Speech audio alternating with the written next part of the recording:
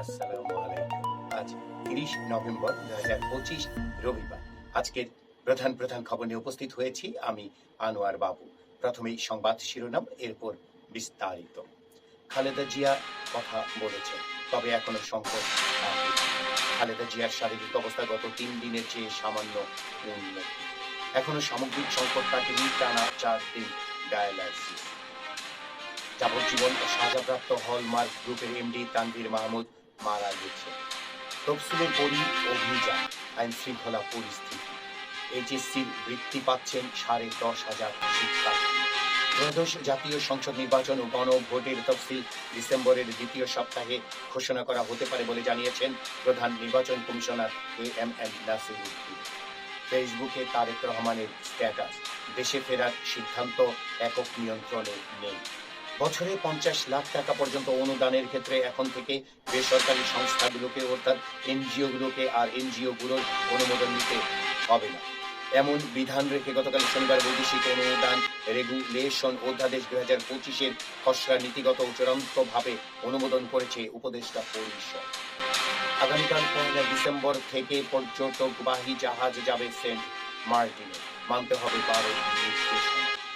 ফরিদপুরে ৫ ঘন্টার সংঘর্ষে জড়ালো ২০ গ্রামের ১,৫০০ মানুষ। সাতক্ষীরা শ্যামনগর সড়কের কাজে ধীরগতি, গর্ত ও ধুলায় চরম ভোগান্তি।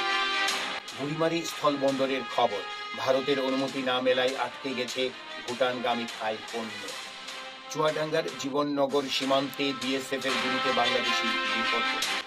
ঢাকায় কনভেনশন, ৯ বাম দলের নতুন জোট গণতান্ত্রিক যুক্ত ফ্রন্ট। পাবনার ঈশ্বরদীতে বিএনপি ও জামায়াতের সংঘর্ষের পর বিশেষ অভিযান চালিয়েছে পুলিশ, এতে ৭২ জনকে গ্রেপ্তার করা হয়েছে। দলীয় বহিষ্কারাদেশ প্রত্যাহার নিয়ে রাজশাহীতে গতকাল বিএনপির দুই পক্ষের মধ্যে সংঘর্ষ হয়েছে। এদিকে ফরিদপুরের আলফাডাঙ্গায় বিএনপির দুই পক্ষের সমাবেশকে কেন্দ্র করে ১৪৪ ধারা জারি করা হয়েছে। জামালপুর জেলা কারাগারে মারধরে এক হাজুতির মৃত্যুর ঘটনায় ৩ সদস্যের তদন্ত কমিটি গঠন করা হয়েছে। ভোলা বরিশাল সেতু বাস্তবায়নের দাবিতে টানা ৩ দিনের মতো গতকাল ভোলা প্রেস ক্লাবের সামনে বিক্ষোভ সমাবেশ করেছেন স্থানীয়রা। আন্তর্জাতিক খবরে দেখা যাচ্ছে ট্রাম্পের নতুন সিদ্ধান্ত, কাউকে আর আশ্রয় দেবে না যুক্তরাষ্ট্র। বিনোদনের খবরে দেখা যাচ্ছে ডালিউড অভিনেতা জিতের জন্মদিনের খবর। এই ছিল আজকের খবরের প্রধান প্রধান শিরোনাম। এবার বিস্তারিত। খালেদা জিয়া কথা বলেছেন, তবে এখনো সংকট কাটেনি। এই খবরের ভেতরে দেখা যাচ্ছে গুরুতর অসুস্থ বিএনপির চেয়ারপারসন বেগম খালেদা জিয়া গত বুধবার থেকে প্রায় সারাহীন ছিলেন। ৩ দিন পর গতকাল শনিবার তিনি কথা বলেছেন। রাজধানীর এফআর কেয়ার হাসপাতালের চিকিৎসক এবং খালেদা জিয়ার পরিবার ঘনিষ্ঠ একটি সূত্র গতকাল এ তথ্য নিশ্চিত করে বলেছে, সকালের দিকে সিসিউতে খালেদা জিয়ার শয্যা পাশে থাকা ছোট ছেলে প্রয়াত আরাফাত রহমান কোকোর স্ত্রী শামিলা রহমানের সঙ্গে তিনি সামান্য কথা বলেন। সংশ্লিষ্ট সূত্রগুলো জানিয়েছে, খালেদা জিয়ার শারীরিক অবস্থা গত বুধবার, বৃহস্পতিবার ও শুক্রবারের চেয়ে গতকাল সামান্য উন্নতি দেখা গিয়েছে, তবে সামগ্রিক সংকট কাটেনি। বিশেষত কিডনির কার্যকারিতা মারাত্মকভাবে কমে যাওয়ায় তাকে টানা ৪ দিন ডায়ালাইসিস করতে হয়েছে। চিকিৎসকেরা পরিস্থিতিকে এখনো গুরুতর হিসেবে বিবেচনা করছেন। তাদের পর্যবেক্ষণ হচ্ছে আগামী কয়েকদিন অত্যন্ত গুরুত্বপূর্ণ। কিডনি কার্যক্ষমতায় স্থিতিশীলতা ছাড়া তার সামগ্রিক শারীরিক অবস্থায় স্থায়ী উন্নতি আসা কঠিন। যাবজ্জীবন সাজাপ্রাপ্ত হলমার্ক গ্রুপের এমডি তানভীর মাহমুদ মারা গেছেন। এই খবরের ভেতরে দেখা যাচ্ছে সোনালী ব্যাংকের ঋণ জালিয়াতির মামলায় যাবজ্জীবন সাজাপ্রাপ্ত হলমার্ক গ্রুপের ব্যবস্থাপনা পরিচালক তানভীর মাহমুদ মারা গেছেন। তার বয়স হয়েছিল ৫৫ বছর। শনিবার রাত ১০:৩০টার দিকে ঢাকা মেডিকেল কলেজ হাসপাতালে চিকিৎসাধীন অবস্থায় তিনি মারা যান। ঢাকা কেন্দ্রীয় কারাগার সূত্রে জানা গেছে, তানভীর মাহমুদ দীর্ঘদিন ধরে কিডনি সমস্যা, ডায়ালিসিস, উচ্চ রক্তচাপ ও অন্যান্য জটিল শারীরিক সমস্যায় ভুগছিলেন। পরে শনিবার বেলা ১:৩০টার দিকে শারীরিক অবস্থার অবনতি হলে তাকে ঢাকা মেডিকেল কলেজ হাসপাতালে নেওয়া হয়। কর্তব্যরত চিকিৎসক স্বাস্থ্য পরীক্ষা শেষে তাকে ভর্তির পরামর্শ দেন। পরামর্শ অনুযায়ী বিকেল ৪টার দিকে তাকে হাসপাতালে ভর্তি করা হয়। রাত 10:30টার দিকে তিনি মারা যান। আইন শৃঙ্খলা পরিস্থিতি, তফসিলের পরই অভিযান। এই খবরের ভেতরে দেখা যাচ্ছে সারা দেশে অচিরেই সাঁড়াশি অভিযান শুরু হচ্ছে। অস্ত্রধারী সন্ত্রাসী, চিহ্নিত চাঁদাবাজ, দখলদার, দুর্নীতিবাজ এবং জুলাই গণ অভ্যুত্থানের পর নতুন গজিয়ে ওঠা সন্ত্রাসীদের আইনের আওতায় আনতে এই অভিযান চালাবে অন্তর্বর্তী সরকার। এ বিষয়ে নীতিগত সিদ্ধান্তের পর অভিযান পরিচালনার ছক তৈরির কাজ চলছে। অন্তর্বর্তী সরকারের প্রধান উপদেষ্টার কার্যালয়ের দায়িত্বশীল সূত্রে এসব তথ্য জানা গেছে। সূত্র বলেছে, আগামী মাসে ত্রয়োদশ জাতীয় সংসদ নির্বাচনের তফসিল ঘোষণার পর এই অভিযান শুরু হবে। বিশেষ এই অভিযানকে সামনে রেখে স্থানীয় পর্যায়ের চিহ্নিত সন্ত্রাসী, চাঁদাবাজ, দখলদার ও দুর্নীতিবাজদের তালিকা চূড়ান্ত করা হয়েছে।